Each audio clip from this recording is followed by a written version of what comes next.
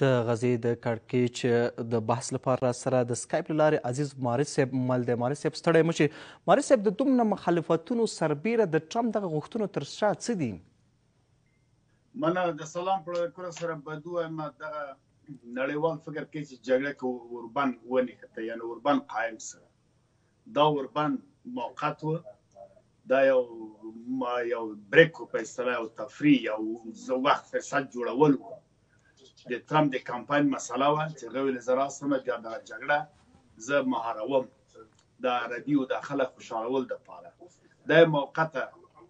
شکل باندې اوربان جوړ کړ، ځکه د دې په مخ کې د مکسیکو مسله ده، د کاناډا مسله ده، ګرینلند مسله ده، بیا دلته تفاهم باید وسي له اردن سره، مصر سره، خاصتا د ایران مسله د اقلیمي مسلې کې دغه لپاره له سوریې سره او له لبنان سره تفاهمات ورته موجود دي. وروسته بیا راځي بیا د روسیې سره له پوتین سره د اوکراین په مسله باندې خبرې باید وکړي. همدا وجه د افغانستان مسله هم که ګورئ یو سوال تر اوسه ځان یې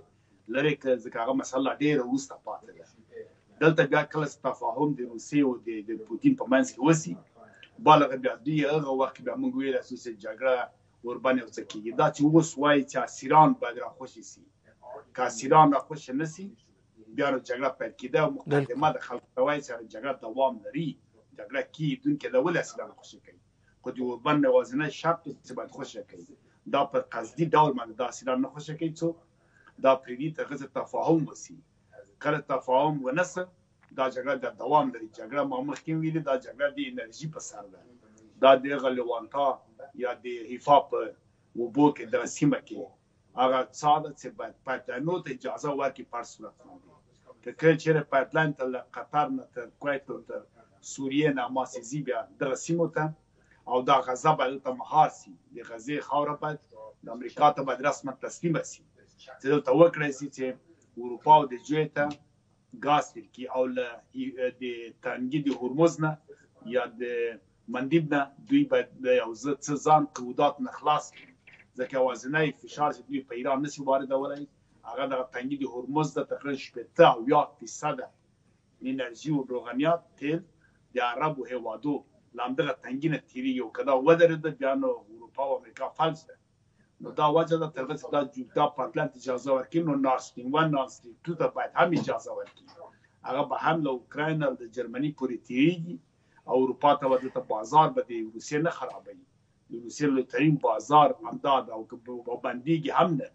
ځکه چېرې بند شه د اروپا کې ډېر احتیاطي او قیمتي راځي. نو دغه مسله ده. دا اوس د دې لپاره یو پلمه جوړوي او مقدمه ږدي ورته چې اسیران دي او دا د کني اسیران چې ورته ووایي هم په زور اخیستی سي، ځکه دوی خلک هلته قوت لري. دا بې انکاره خبر ده. جګړه دوی یو کولی سي په د یوه میاشت کې هم ختمه کړي، ډېر ساده دوام ورکول. دغه تخلیه د دې سیمې وه، سیمه تقریبا تر ډېره بیا 80% تخلیه سوې ده، سیمه تقریبا 80% ورانه سوې ده. نو ځکه د غزې خلک نو بېرته هلته نه ځي. دوی ته اوس هغه ده تقریبا 600 میلیارده 650 میلیارده ډالر کمې پیسې نه دي چې مثلا دوی ته اوس افر ورکول کېږي اردن ته او مصر ته. دا که چېرې دوی ته ورکړل سي دوی ډېر زیات فایده کوي. د اردن پاچا اوس سادانه تللی ټرمپ سره نه ګوري. خبره په دې کچه باندې ده. دا که سبا ته وغواړي بس ورته وایي چې اسرائیلیان خو هسې حاضر دي چې څو نفره دې ولې کړي، خو د دوی نفر د هغه معلوم نه تعداد دي چې ډېر دي کم دي، یو د دوه د سل دي زر دي. دا پلمې روانې دي. مونږ ته په پایله کې مونږ دا ویلی سو دا جګړه دوام کوي. دا هغه موخې لري، اهداف لري، تر هغه چې دغه سیمه باید تخلیه سي او د سیمه کې تغییرات راسي. تر هغه چې دا پروګرامونه برنامې طی کېږي متاسفانه دغه دوام لري او قرباني دغه بې ګناه خلک په دې سیمه کې ورکوي. مارن صاحب تاسو مخکې په خپلو خبرو کې ویل چې دوی هڅه کوي چې بالاخره دغه سیمه ونیسي. که دغه چېرته دوی په دې باندې بریالي سي او دغه سیمه ونیول سي نو د سیمه ییزې پایلې به دغلته څه وي بیا؟ دلته ګورئ څوک به مقاومت ورسره وکړي، خو حریف شرط ده. خو ما ویل دې سره به تفاهم وسي، بغیر تفاهم خو دوی نه کوي. که چېرې دلته تفاهم منځته راغی دا مسله حل کېږي. نور که موږ دا فکر وکړو چې عربي هېوادونه دي مثلا نور دا ټول د دوی خپله لاسپوڅ هېوادونه دي، دوی رهبري یا نظامونه دوی جوړ کړي او دوی کېنولي دي په ګډون د السعود کورنۍ چې په 1932 او 1933 کالو کې د الهاشمي او د رشید کورنۍ ختمه کړله او بېرته هغه د پخوا د سعود بن محمد بن مقرن د 1920 کال څخه ترحکي حکومت کاغه را یا کړل دا جغرافیه دي تر دا وړي هیوادونه په 1900 کالو کې جوړ کړل یو چلتار اقتصادي کس کې نه ولده او بدون له اجازه نه څه کولای په سعودي کې د امریکا عسكر سته په کوټ کې په دوحه کې قطر کې هم سته په نورو سیمو کې او امارات متحده عربي خو موږ ګورو چې دا دوه کسې کې راولي د دواړه مستقیما هدایت له غربه نو دلته حکومت څوک نه سره بس اسلامي هیوادونه ده و 50 اسلامي اته 50 اسلامي هیوادونه دي دغه ټول کې موږ ګورو یا پکې جګړه ده او یا پکې لاسپوڅي ناست نو دوی هم څه کولای چې مثلا یا لکه افغانستان د داسې ضعیف هیوادونه دي چې دوی هم اته دافعوان لري دوی به څه وکړي نو ایران په خپل معضله کې د خپل د یو سعودي او دوی سره نو داسې کوم څوک نشته چې دوی په مقابل کې څه وایي غیر له دې نه چې روسیه او خپل د اسرائیل چې په 1940 کالو کې جوړېده د برنامه خو مخ د شریکړې و ډیره پخوانۍ برنامه وه چې دوی مختبوتان د 1914 کال د سایکوپیکو له تړون وروسته بیا نو فارس اتاکس په 1922 کال کې دا برنامه شروع کړه په اتحاد عثماني په 23 کال کې ختمه کړه 1923 کال کې نو دا پروګرام د ترغه د رسمیت ته بیا نو نکسن په 1901 کال کې یو کال کې دلته بیا د جی سی سی او ګلف سیستم جوړ کړ تیل استخراج تعین کمیارو ته جوړ کړو پیک سازمان من سره واستو په بل اخره تیل په ډالر باندې کړ سامیا معلومه سره تولید معلوم سره صورت بایلر باندې استخراج چې دا ترتیب او تنظیم دي جوړ کړ تر اوسه په کې اثر لري اثرات لري پیسې ورکړي اوس ګوره وایي خپل ترامپ کچېره اردن مصر د ما خبرونه مني ز کومکونه د امریکا په بندوم